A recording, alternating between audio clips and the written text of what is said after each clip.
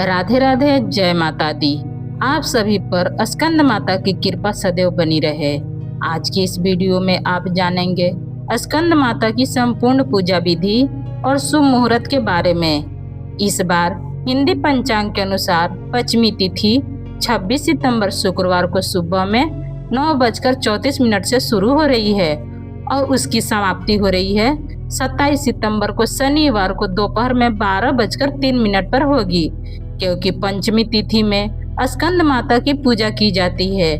और ऐसे में अगर हम बात करें तिथियों की, तो क्योंकि इस बार एक तिथि बढ़ी हुई है, माँ चंद्रघंटा की पूजा के बाद अगले दिन वैसे तो कुष्मांडा माता की पूजा होनी थी, लेकिन अगले दिन जब कुष्मांडा माँ की पूजा होनी थी उस दिन भी तृतीय तिथि विद्यमान थी।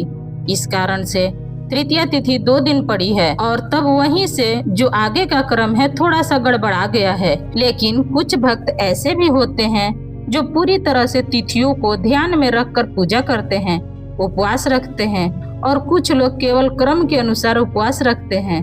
तो देखिए, अगर आप पंचांग के अनुसार चलते हैं और सूर्योदय व्यापनी तिथि के अनुसार ही उपवास रख रहे हैं, तो मैं आपको बता दूं कि इस बार सूर्योदय व्यापनी जो तिथि है पंचमी तिथि वो 27 सितंबर शनिवार को है।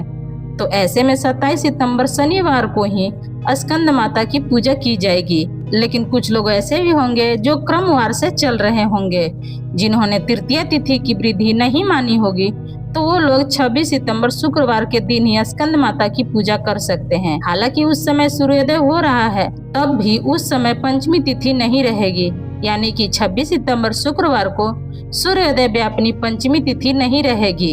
अब ऐसे में पहले जान लेते हैं 27 सितंबर शनिवार के मुहूर्तों के बारे में। 27 सितंबर को इस बार ब्रह्म मुहूर्त सुबह में 4:45 से 5:33 तक रहेगा और इस दिन सूर्योदय होगा सुबह में 6:21 पर, सूर्यास्त होगा 6:14 पर और इस दिन राहु काल सुबह में 9 बजे से 10:30 बजे तक रहेगा। तो इस दिन आप सुबह की पूजा सुबह 5 बजे से लेकर 8:55 तक कर सकते हैं और शाम की पूजा 6:01 से लेकर 7:24 के बीच कर सकते हैं। और इस दिन प्रीति योग रात 11:46 तक रहेगा। पूरा दिन प्रीति योग रहेगा और फिर रात में 11:46 के बाद से आयुष्मान योग शुरू हो जाएगा। इसके अलावा अनुरुद्धा और ज्येष्ठ नक्षत्र का भी शुभ सहयोग भी बन रहा है। अनुरुद्धा नक्षत्र पूरा दिन रहने के बाद देर रात 1:08 पर समाप्त होगा। बाद में ज्येष्ठ नक्षत्र शुरू हो रहा है। अब साथ ही साथ जान लेते हैं कि 26 सितंबर शुक्रवार के मुहूर्त के बारे में, क्योंकि जैसे कि मैंने आपको बताया कुछ लोग इस दिन भी स्कंद माता की पूजा कर सकते हैं। तो 26 सितंबर शुक्रवार को सूर्योदय होगा सुबह में 6:20 पर, सूर्यास्त होगा 6:15 पर, ब्रह्म मुहूर्त होगा सुबह में 4:44 से 5:32 तक रहेगा। राहु काल सुबह में 10:30 से दोपहर में 12 बजे तक रहेगा और इस दिन विशाखा नक्षत्र रात में 10:09 तक रहेगा। बाद में अनुरुद्धा नक्षत्र शुरू हो जाएगा और इस दिन पूरा दिन विषकुंभ योग रहेगा, जो कि रात में 10:51 पर समाप्त होगा। इसके बाद से प्रीति योग शुरू होगा और विषकुंभ योग भी बहुत ही अशुभ माना जाता है। कोई भी नया काम यदि करना हो, शुभ काम यदि आपको करना हो, तो आज विषकुंभ योग के कारण अगर आप इस काम को टाल सके तो ज्यादा अच्छा होगा। अब जानते हैं पूजा विधि के बारे में।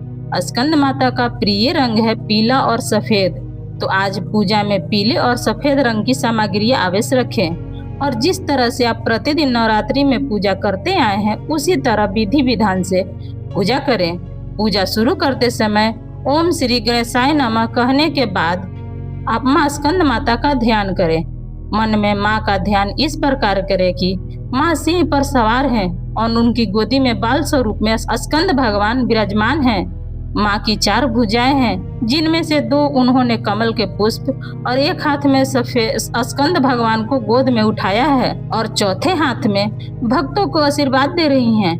धूप दीप जलाकर स्कंद माता को कार्तिकेय भगवान जी का पूजन करें। आज के दिन स्कंद माता का पूजन करने से स्कंद भगवान की पूजा भी अपने आप हो जाती है। इसके बाद कुछ विशेष मंत्रों का जाप भी करें। मंत्र इस प्रकार है। माँ की पूजा का मंत्र ओम देवी स्कंद माताए नमः। प्रार्थना सिंहासन गता नित्यमिता पद्मचित कृदया शुभतयासु सदा देवी स्कंद माता यशस्विनी। स्तुति मंत्र है। या देवी सर्वे भूतेषु स्कंद माता रूपेणी संसिता नमस्तस्यै नमस्तस्यै नमस्तस्यै नमो नमः। मंत्र के जाप के बाद कथा का श्रवण करें और दुर्गा सप्तशती का अध्याय 9 और 10 पढ़े।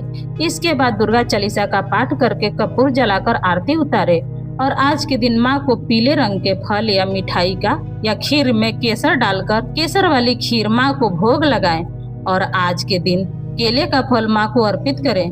केले का दान भी कर सकते हैं। ऐसा करने से माँ स्कंद माता प्रसन्न होती हैं। सबसे अंत में अंगारी करके क्षमा याचना करनी चाहिए। इस प्रकार से सुबह स्कंद माता की पूजा पूर्ण होती है।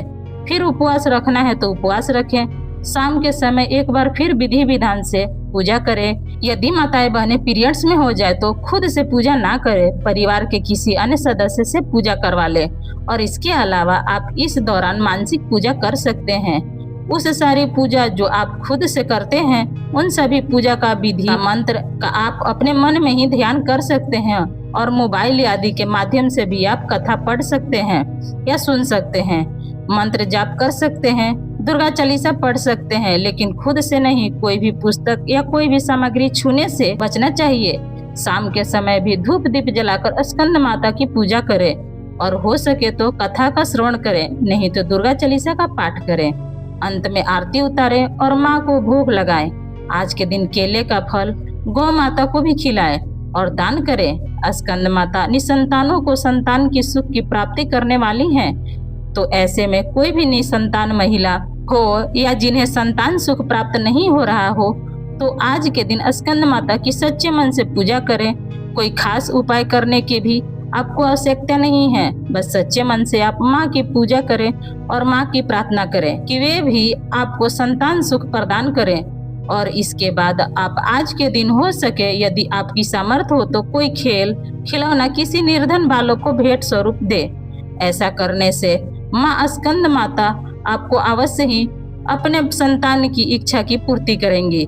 बस सच्चे मन से माँ की पूजा करें और माँ से प्रार्थना करें। तो यह थी आज की वीडियो। उम्मीद है आपकी वीडियो पसंद आई होगी। तो कैसा लगा आपको मेरा वीडियो ये बताने के लिए कमेंट्स बॉक्स में जरूर कमेंट करिए। अगर आपको मेरा वीडियो पसंद आता है तो प्लीज आप मेरे वीडियो को एक लाइक कर दीजिएगा। चैनल पर पहली बार आए हैं तो चैनल को पक्का सब्सक्राइब कर दीजिएगा, क्योंकि दोस्तों आपका एक लाइक हमें बहुत हिम्मत और प्रेरणा देती है आगे की वीडियो बनाने के लिए। फिर मिलती हूँ एक नए वीडियो के साथ। तब तक जहाँ भी रहिए खूब खुश रहिए, स्वस्थ रहिए। धन्यवाद।